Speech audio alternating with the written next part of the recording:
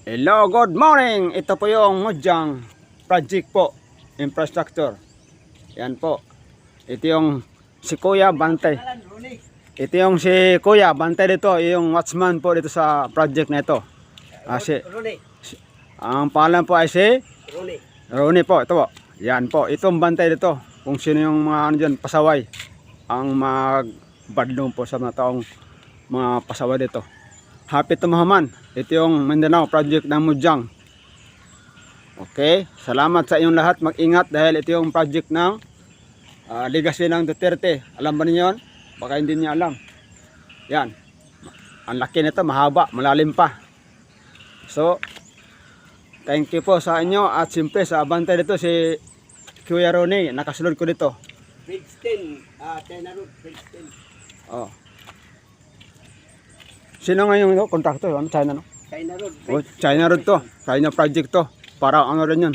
Sa coastal yata. Sa coastal sila po ditong gumagawa. Okay. Yan po. Malupit to. Malalim to dito. Gano'ng kataas to. Yan po. Hapit tumahaman. Grabe. Pag mahaman to, siyempre marami na mag-enjoy ito. Daan-daan.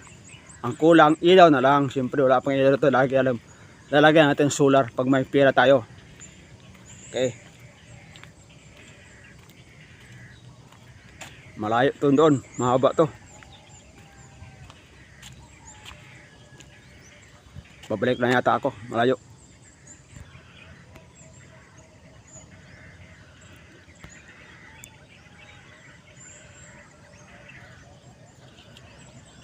Kita ako. Ito yung square ito ha. Ito yung watchman ng Mojang flyover infrastructure ng Mindanao. Oh, kita niyo yun. Thank you kuya. Nakasugo din eh. Yan po. Happy tumahaman, oh. Oh. Okay. Thank you everyone. Bye-bye.